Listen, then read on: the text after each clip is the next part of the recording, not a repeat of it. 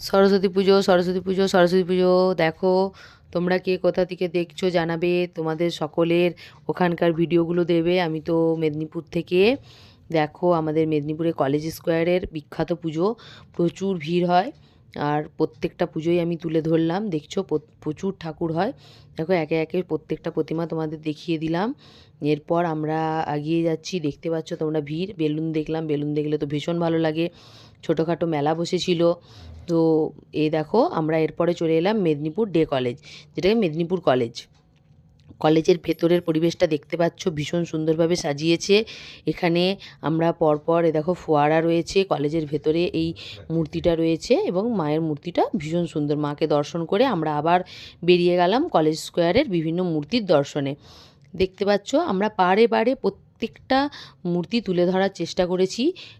ছোটোখাটো মেলা দেখে ছোটোবেলাটা সত্যিই মনে পড়ে গেল। সরস্বতী পুজো মানে সত্যি আমাদের কাছে বাঙালির একটা ভীষণ ভালো লাগার দিন, ভালোবাসার দিন, যেখানে আমরা ভীষণ এনজয় করে থাকি।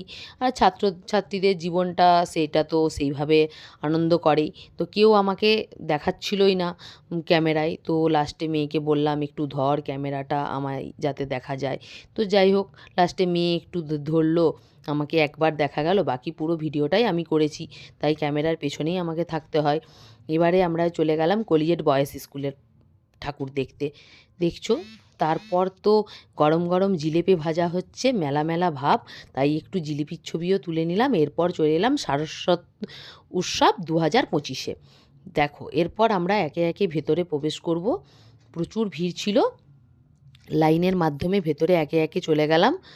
এবার তোমরা দেখতে পাচ্ছ এক একটা পটচিত্র কত সুন্দর হাতের আঁকা, এক একটা শিল্পীর প্রতিভা এখানে তুলে ধরা হয়েছে। Just wow!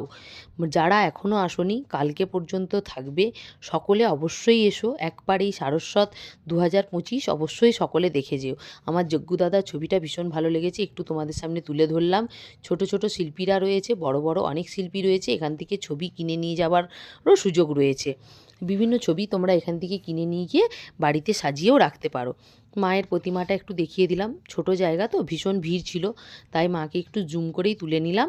তো মায়ের প্রতিমাটাও, মা তো সবসময় সুন্দর, তাই একটু তোমাদের সাথে সেটাও দেখিয়ে দিলাম। তো এখান থেকে বেরোতে ইচ্ছে করছিল না, মনে হচ্ছিল আরও ছবিগুলোকে জুম করে করে তুলি। তো যাই হোক, দেখো এখানে একটা হরিণের ছবিও খুব ভালো লাগলো। বেরিয়ে পড়লাম আবার প্রতিমা দর্শনে। এখানে আমরা একটু ফটোশ্যুট করছিলাম, একটু দাঁড়িয়ে ভালো করে। পুতুলের প্যান্ডেল মেয়ের খুব ভালো লেগেছিল, এখানের ভিডিওটা যদিও বা মেয়েই করেছিল। তারপর আবার একের পর এক সেলফি জোন রয়েছিল, ভালো পুতুলের প্যান্ডেল ছিল, নানা রকম প্যান্ডেল। এখানে প্রচুর প্রতিমা একসাথে হয়ে থাকে। যারা কলেজ স্কোয়ারের পুজো দেখেছো তারা জানো, বা যারা দেখোনি তারা অবশ্যই আসবে মেদিনীপুরে কলেজ স্কোয়ারে সরস্বতী পুজো দেখতে, যেটা অবশ্যই বিখ্যাত। এত বড় পুজো মনে হয় আর হয় না।